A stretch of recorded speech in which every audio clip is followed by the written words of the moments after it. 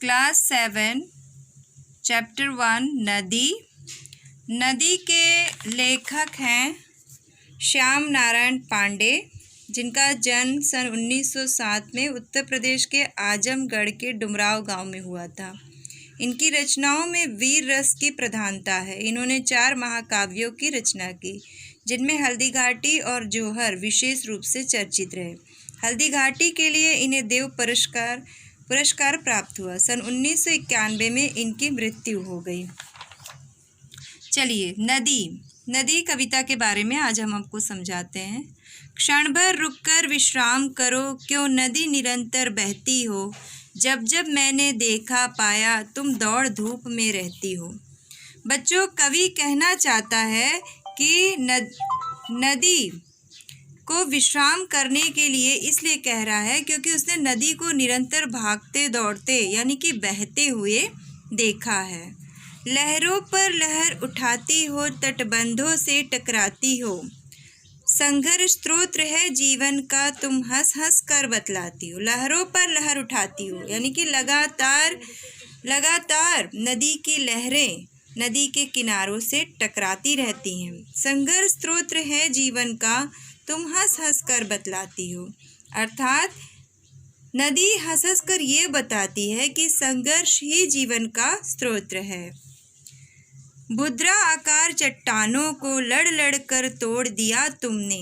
भुद्रा आकार, इसका मतलब होता है कि पर्वत के आकार के चट्टान लड़ लड़ कर तोड़ दिया तुमने। अपने संघर्ष से, अपने ताकत से तुमने उसमें से भी रास्ता बना लिया। पर्वत समरस मैदान बने, रुख अपना मोड़ दिया तुमने। पर्वत समरस यानी कि पर्वत एक से मैदान बने, रुख अपना मोड़ दिया तुमने, मतलब अपना रास्ता तुमने स्वयं बना लिया, रास्ता अपना मोड़ दिया। ताकत को ताकत से काटा, कमज़ोरों को पुचकार दिया। इतने बड़े बड़े शिखरों को अपने बल से, अपनी ताकत से तुमने रास्ता अपना बनाया। ऊंचे शिखरों पर वार किया, फसलों को चूमा प्यार दिया। ऊंचे शिखर यानी कि पर्वतों से लड़ के अपना रास्ता बनाया। फसलों को चूमा यानी कि फसलों को सींचा, तुमने नया जीवन प्रदान किया, प्यार दिया।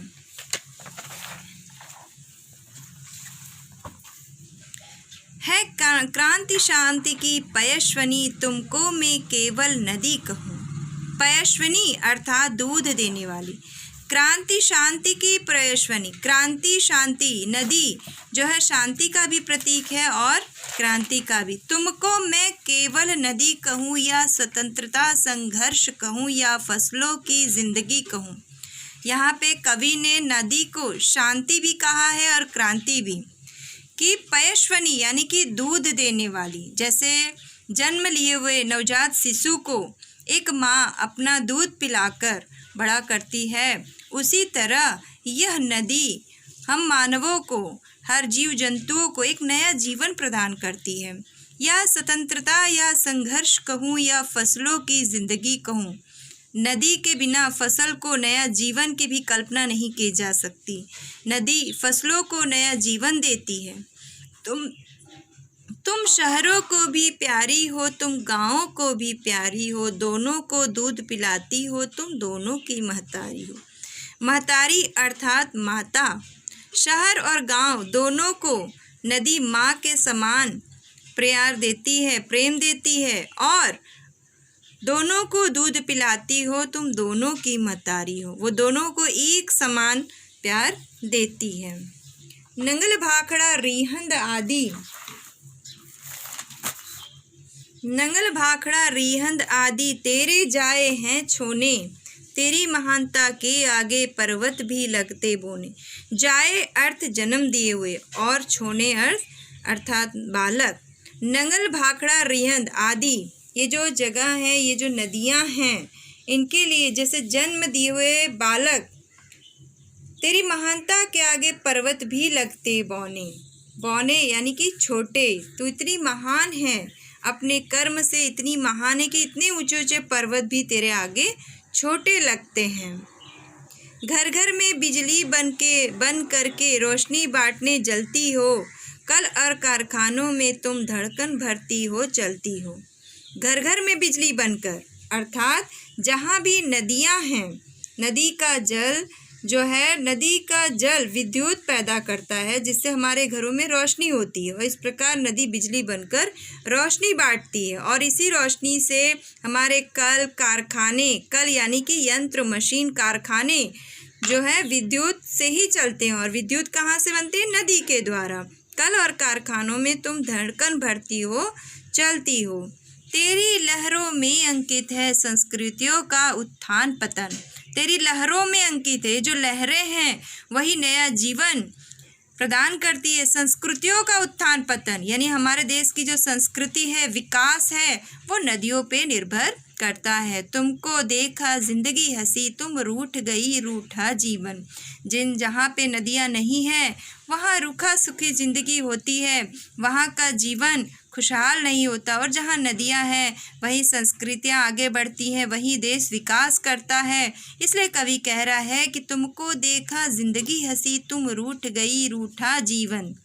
जिन देशों ने तुमको पाया वे ऊंचे उठे महान बने। जिन देशों ने तुमको पाया वे ऊंचे उठे महान बने। सब मिला मगर तुम नहीं मिली तो उजड़े रेगिस्तान बने। जिन देशों ने तुमको पाया यानी जिन देशों में नदियां हैं वो आगे उन्नति करते हैं, वही आगे बढ़ते हैं। सब मिला मगर तुम नहीं मिली तो उजड़े रेगिस्तान बने। उजड़े रेगिस्तान, वहाँ का सूना जीवन, वहाँ गर्मी ज़्यादा पड़ती है, वहाँ बिजली की भी दिक्कतें हैं, वहाँ रेगिस्तान जैसी ज़िंदगी हो जाती है।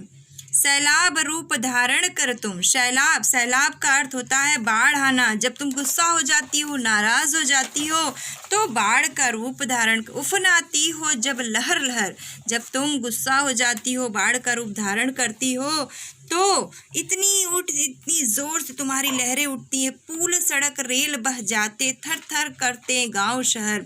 इतना तूफान मचा देती हो कि सारी धरती पे पुल सड़क रेल सारे थर थर कांपने लगते हैं।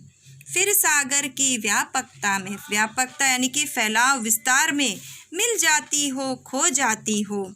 जो लक्ष्य खोजने निकली थी वह लक्ष्य स्वयं ही हो जाती हो। इसका अर्थ होता है कि अपना लक्ष्य तुम भूल कर उस सागर में खो जाती हो। चलिए मौखिक क्वेश्चन, मौखिक सवाल देखिए बच्चों। नदी हंस हंस कर क्या बतलाती है?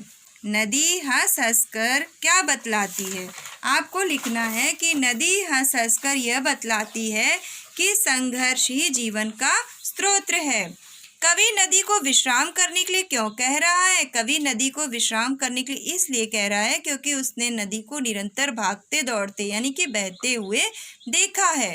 नदी गांव और शहर दोनों को प्यारी क्यों है? नदी गांव और शहर दोनों को इसलिए प्यारी है क्योंकि वह दोनों का ही माँ के समान पालन पोषण करती है। नदी के छोने किन्हें कहा गया है? नदी के छोने बांधों को यानी कि नदी के छोने कहा गया। छोने अर्थात बालक कहा गया है।